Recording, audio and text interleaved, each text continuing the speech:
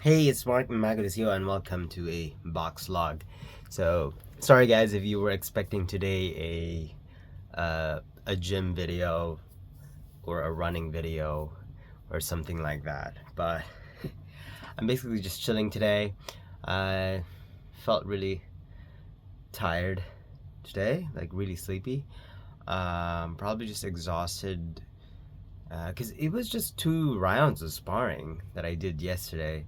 But I think the exhaustion comes from the extreme weight cut that I did, and then just the mental aspect of it, because it was like a while, and there is somebody who commented who said like, "Oh, I just found your channel like a week ago or like 5 days ago, and then now you're a pro," and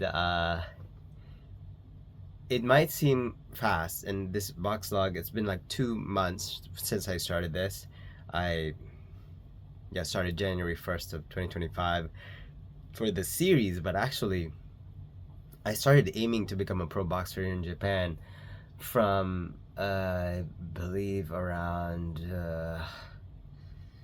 2023, like around summer of 2023. I asked the coach of my gym, like, is it possible for me to go pro? Because in your 30s, it's just not something that you go for, right?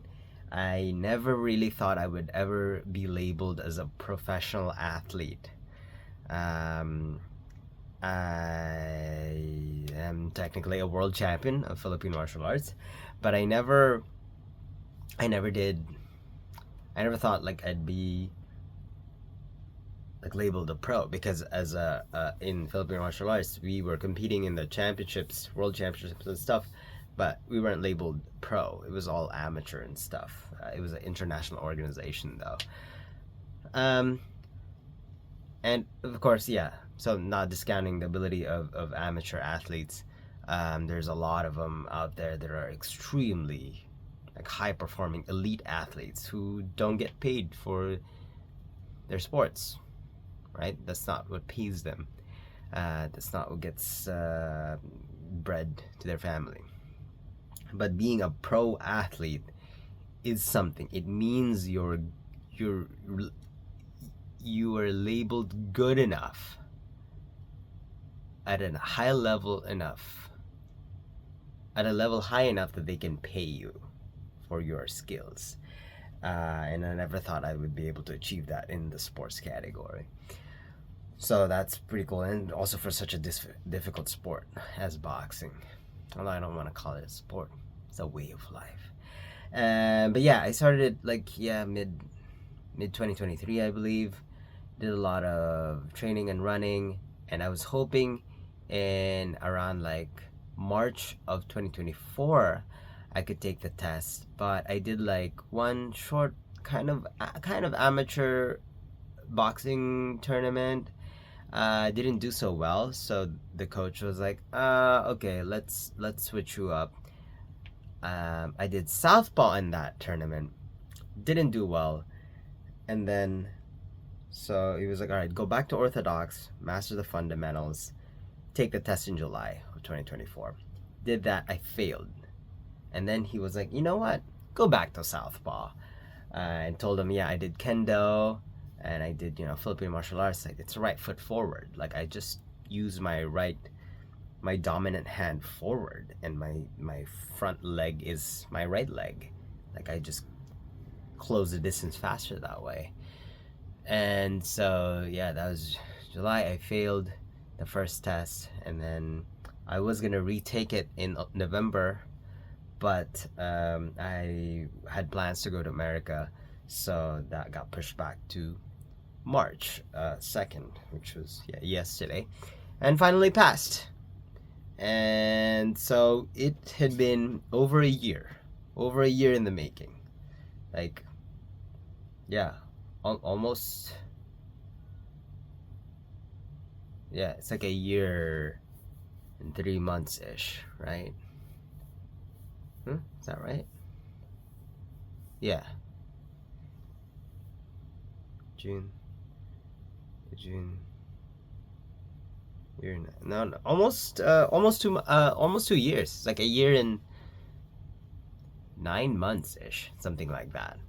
That I've been training in boxing. But yeah, my boxing time frame though is not very long, and actually it doesn't take that long to like start boxing and get a pro boxing license. It actually doesn't take that long if you really, because what they're testing in the pro boxing test is your fundamentals, jab, 1 2.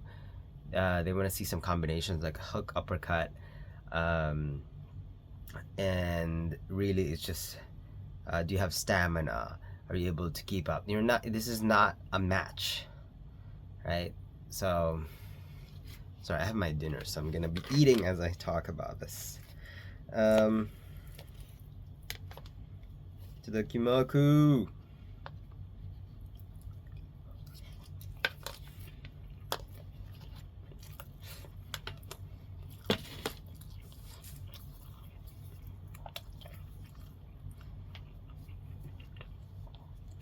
Oh, but yeah, just going back to the time thing. It might seem like it was fast for me, but no, it's like, yeah, almost like over a year of training. But in a relative time frame of like becoming a pro athlete, it is actually quite quick to become a pro boxer. Because I have seen a lot of pro boxers like start like in just like a little over a year, they take the pro test. Of course, the coach, the owner of the gym, the kaicho, they have to say, yeah, you're good enough. Because some people train for many, many years, but they just don't get that good. And some are just very talented, so they pick it up right away. Because becoming a pro athlete doesn't mean you're gonna be a really good pro athlete, right? It just means you have the fundamentals. So if you're really serious, like it's never too late to start boxing, but there is a too late to become a pro boxer. Especially in Japan, the age limit is 35. It got pushed up, and yeah, so that's cool. And what else? So I want to talk about the test because it was interesting. So yeah, on a little bit before that, so again I talked about like my weight. I wanted to be a bit lighter for this coming test because they want you to be in your normal weight, but even in your normal weight they're gonna pair you with someone close to your weight. So if your normal weight is like really heavy, you're gonna be paired with someone way bigger than you, very likely. Now I'm naturally chunky, so I'm like, I'm gonna be paired with someone taller than me, most likely. But if I'm heavier than I was my last test, and you know, then there's a higher likelihood it's someone even bigger. So I tried to drop even more, but I wasn't like, my pace was a little bit off, like in just the few weeks leading up to the test. So on Monday I was like 67 kilograms, and then the day before, on the day of, like yesterday morning, I weighed in at 62 point something, 62.8, just the right amount to drink a little bit of liquids. But I was like not severely dehydrated, but I was not hydrated as much as I'd want to be. So but I did have all of the stuff that I needed. Like I had refilled a little bit of glycogen the day before consistently within 24 hours, so that I was good on that. But I was worried about like getting cramps and stuff. And actually, while I was stretching right before I went on, because you only have about 30 to 45 minutes after they weigh you in to like refuel or whatever, if you were doing a weight cut, which is, I don't highly recommend if you're taking the pro boxing test, because you only have like 30 to 45 minutes to rehydrate and stuff. I was one of those dumb people who was doing that. My right leg was like about to cramp, and I'm like, whoa, calm down. So thankfully, I had salt tablets ready. Took that to kind of like slow down that effect, and just like started stretching a little bit slower and stuff. Thankfully, didn't have a cramp and performed okay. I didn't feel so good. I was like, oh man, I thought I failed again, honestly. Because in the middle, if you guys rewatch the second round of my test, there is a section near the end. It was like 30 seconds left. And one of the very top people of the boxing commission stopped the fight and was like, hey, you, which is me, calm down. This is not a fight. Remember your fundamentals, proper defense, like tighten up your defense and just calm down. I'm like, oh, okay, I guess it was getting heated.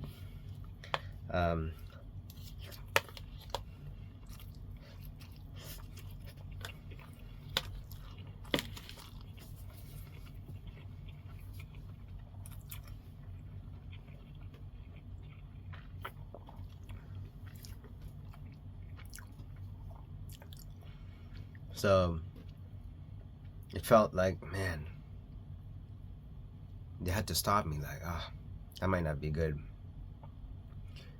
And at the end of the test, there were some people who were called in, and it was weird because we're like, wait, this is weird. Usually they just put up the results.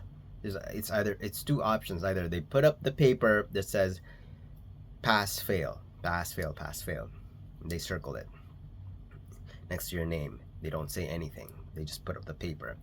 The other one is they call everybody up and they say you all passed. It's one or the other.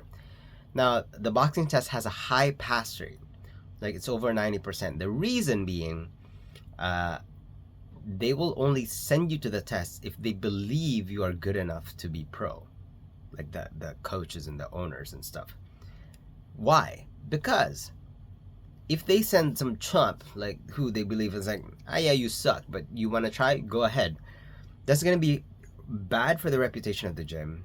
It's going to look bad on that gym owner and coach, because it's like, you guys are training people like these? Wow, your gym sucks. And then just fail them anyways? That doesn't look good. Right? So they're only sending people who believe can pass. But there are, of course, times when somebody just gets edged out by somebody else, or like they get knocked out, whatever. You get knocked out, it is possible to still pass. Like TKO, like, oh, they stop you, it's still possible to pass.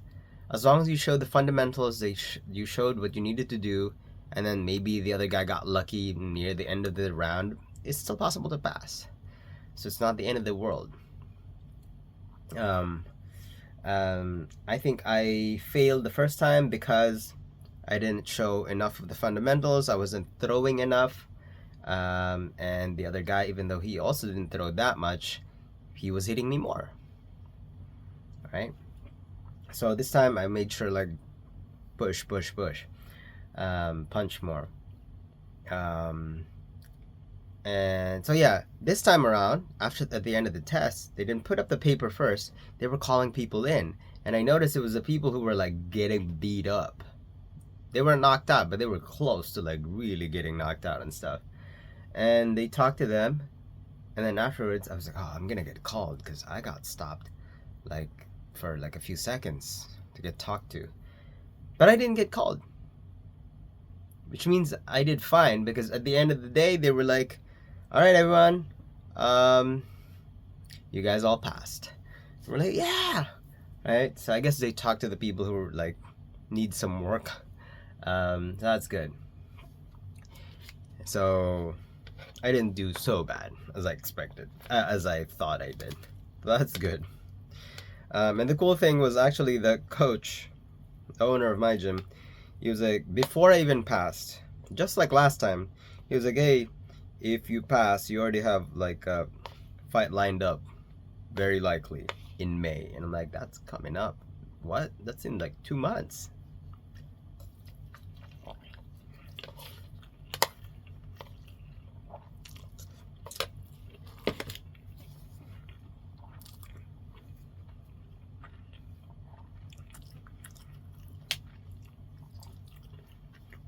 it would be in Kobe, which is an away fight for me because I live in Gifu. It would be like an hour and a half, maybe 2 hours, like use a bullet train and stuff. Um, and it's in the lightweight division, which is close enough to my weight right now. Um, and it's at the end of a holiday week, which is great. So it's like, oh man, this is gonna be awesome. And the coach told me like, yes, after I passed, he was like, yeah, very likely this is gonna get settled soon. But today, like while I was at work, he was calling me like, hey, the promoter of the other gym, he needs like all these other stuff, and it's a tough thing. This is a tough thing because of my visa, which is in the humanities field. So I teach at a kindergarten, and I used to have an instructor visa that would have made it like pretty much impossible to do pro boxing. But as in the humanities visa, right, that's also not covered. It doesn't cover like pro boxing, right? Because as a pro boxer, you're gonna get paid. You're gonna get fight money. It's not a lot, but you're gonna get fight money, and that's a side business. It's a side job, right? So it has to be included if you're a foreigner, and so I have to get permission for that, and so I have to let my company know, and I have to let the immigration know, and apparently, so the owner of my gym contacted the promoter at the other gym and was like, yeah, I need to go to immigration as soon as possible. Tell them, hey, I just became a pro boxer. I want to fight, but you know, I will not be receiving money. I just want to fight. Like, please grant me the permission. And that's tough because I don't think they're not super sure either. I think that promoter is not super sure either, because I think this is what's gonna happen. I'm gonna try to go sometime this week, but if I go, I think immigration is gonna ask for proof from the boxing commission that like I did pass. So I'm gonna need some papers because they're asking for proof from the immigration that I can fight, that I was given permission. But it's like, it's gonna be a back and forth. And this is one of the things I hate in Japan, which is like all these like paperwork stuff, and nobody knows what exactly whenever there's a gray zone or whatnot. And this is gonna be tough. Like, I mean, I never really wanted to do pro boxing for money. It's more of like, it's always been like proving to myself and to other people that I can do things, and then it's never too late to achieve something, and there's nothing's really impossible. But you know, so like, yeah, the money is not a thing for me, but it does make it harder, like all these visa stuff. So I just man, this is tough, because if I can't get fights, I mean, I'll still go to the gym, but I'll lose motivation a lot, I think, because it's something that pushes me to keep going to the gym. Is like, there's like this goal. So like the pro boxing test like really pushed me, like, all right, I gotta keep going. And then I failed, and it's like, you know, and that splits people. It's either like, oh well, you failed, like you're just not good enough, you can just stop there. But for me, it's like, no, it pushed me even harder. Like, I gotta keep going harder then. And then now I pass, I'm like, all right, the next goal is like debut match. But now it's like, it's not even like my skills or anything. It's like the government like stopping me from going there. But yeah, sorry, this is a long video of me just talking. But yeah, I was also like pretty excited yesterday after, you know, passing, that I had, you know, shabu shabu with my girlfriend. Ate a lot, got full very quickly, and then in the evening, was treated to pizza by a pizza restaurant owner friend. Yeah, got some pizza there. couple of drinks as well. So I think that added to the tiredness of today. Um, but it was like a really good, exciting day. But I know I can't celebrate for long. I can't keep celebrating because I want this fight to happen. Like in Kobe, that would be so cool. Like I actually prefer an away match first because a home match means I have to sell tickets and it's a lot of work. It's a lot of like advertising and stuff like, oh hey guys, like please come to my match because it's like it's if we're doing it in Gifu, like you guys gotta come. But away match, I don't have to worry about tickets. They'll pay for my uh, my trip, my hotel and whatnot. So that would be kind of cool. So hopefully this happens. In the meantime, yeah, I'll rest today, tomorrow. Hopefully I can go to the gym. It'll be very rainy. But yeah, let's keep training. Let's keep going, guys. I'll see you guys tomorrow.